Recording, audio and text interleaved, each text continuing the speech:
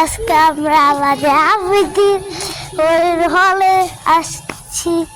এই যে এগুলো হচ্ছে সুন্দর ফুল,